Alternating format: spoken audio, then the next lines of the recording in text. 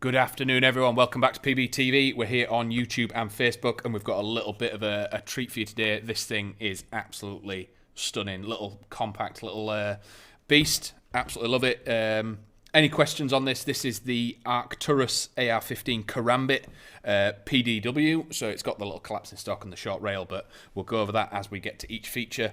Anything that we cover on this, if you have any questions on it, please drop them down below. We'll cover them as soon as we see your question.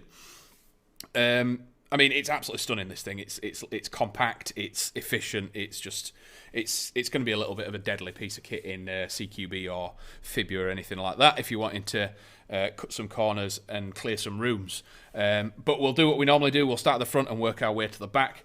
So you'll see it's slightly different on the front here. It's not a full suppressor. It's almost like a muzzle brake or a sort of kill flash style thing on the front there. Looks very similar to like a Sound Hog or one of the Spitfire tracers, but it's just a solid lump of CNC'd metal on the front. Slightly different, and when this thing does fire, it's very similar to a Firehawk actually. It does have a nice crack to it. It's not quite as loud as the Firehawk, but it does make a nice crack, and it does sound really, really nice. It is CNC'd metal, along with the little short M-lock rail that we've got on the front there, and the flip-up sight that you've got on the front is plastic. A couple of bits of M-lock, so you've got two on the right, two on the left, and two on the bottom. And for ease on this one, rather than having to unscrew everything or barrel nuts or anything, if you are wanting to take this rail off, there's a couple of screws there. If you undo them, you take the nuts off the side, this front will slide off. Makes it easier for accessing your 14mm thread on the front of this.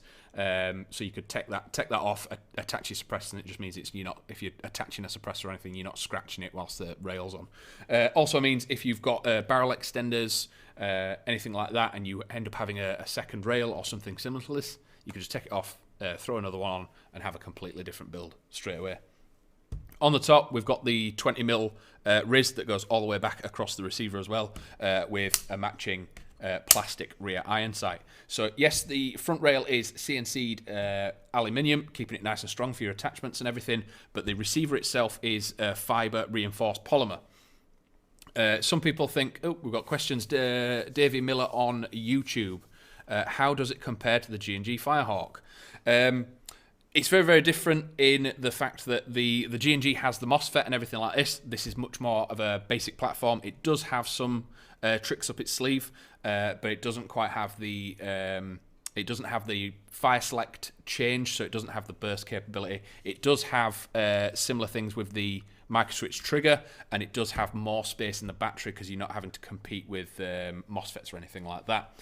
The G&G Firehawk is probably louder than this, so if that's one of the things that you're looking for, the Firehawk, the crack and the sound coming out of the Firehawk is much louder than this. Not saying this is quiet, but the Firehawk is louder. Personally, looks-wise, this is a bit prettier as well. Jack Dyer on YouTube.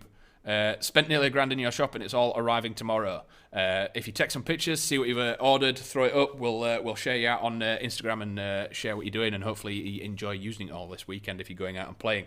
Tag us, we'll give people shout outs if you've got anything. But yeah, thanks very much.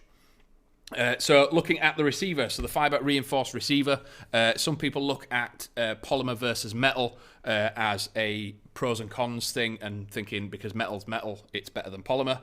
My thing with short weapons, especially CQB and sort of harder, fast, close games, if you bang, drop or scratch metal, it's pretty much permanent. If you bang, drop or scratch plastic, most of the time it'll bounce. So it's going to keep its look longer, it's going to keep cleaner and nicer longer, whereas plastic, it might scratch the paint or the finish that's on it, whereas plastic, it's probably going to keep this nice clean look for longer. So you've got plenty of space on the top for your optics and everything. It is shorter, so you're not probably going to throw any scopes or anything magnified on this. You're going to be looking at a T1, a holographic. If you are dabbling in indoors and outdoors, throw a magnifier on there. That'll be totally fine. Or if you wanted to push it out a little bit, you've got the Vortex Spitfire, the new one, the 3x. That'd look really, really mean and nice on this. Be awesome. And that would serve you both in and outdoors as well. Scrolling back a little bit more, we've got the charging handle that when it comes back, holds the bolt open, and again, it's becoming a very common staple, is the rotary style hop. It's just a much more stable unit inside. Once it's set, it's going to stay. The gear style can sort of slightly adjust after a few hundred rounds or anything. The rotary one is much more secure and gives a much more firm hop and fixed amount.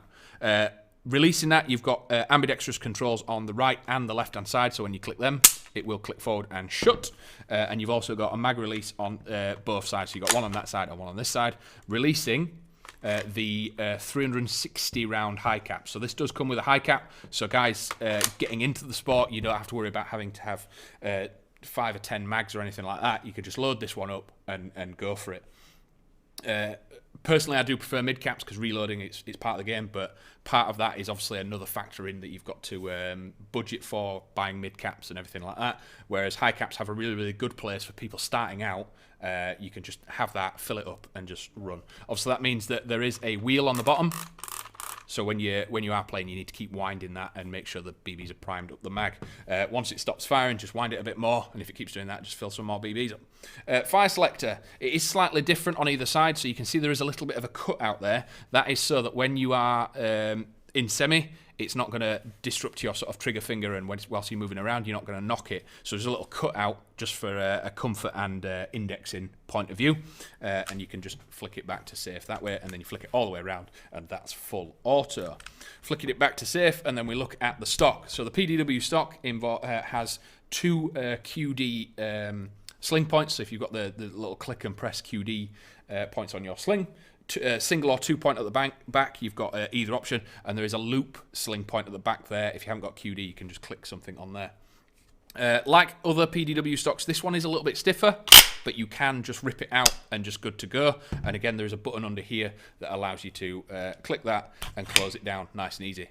Really well made. The tolerances and stuff in this are really good. The stock is polymer, as similar to the receiver, same with the section here that covers the stock tube. So when this is all the way out, this section here completely unscrews, and that's where you find your Dean's connector and your silver wiring. Both of these help with sort of battery longevity, if I can say the word. So Dean's connectors and silver wire, they're just there's less resistance, less wasted battery power, so your batteries are going to last slightly longer in game, keeping you on the field for longer. So with that screwed back on, obviously that does mean with the PDW stock, you don't have quite the same size and space for your big chunky batteries, but there is plenty of space in there for, like, say, an 1100 or a 1200 milliamp LiPo or battery that'll fit in there nice and neatly and let you run and gun for plenty of time. Coming back forward, we have the standard polymer pistol grip, but what you will find with this one is the back does slide off. Purely the reason for that is in the box you get other bits of this that are slightly bigger and thicker, beaver tails, anything that curls up. It's just a preference thing. If you've got bigger or smaller hands, it just gives you a little bit of choice when it comes to your platform. But otherwise, other to that, internally as well, it does come with the Type bore. It comes in, whole thing comes in at just over 2.2 kilos, so it is a nice, light, simple package that's really good. I think 306 FPS, I think, out the box when we tested it, and you recommended for 7.4 with the Deans. 360 round mid cap. 6.3mm Type bore barrel. It's got all the sort of bells and whistles you'd expect for that sort of step up from what so your sort of more basic Simers and your sort of much cheaper platforms are like. But it's really cool with it being fully ambi. It's much better for more players if you're just starting out. Microswitch trigger means it's really nice and snappy and easy to run with. Sam on YouTube, what are ARCTURUS like in general?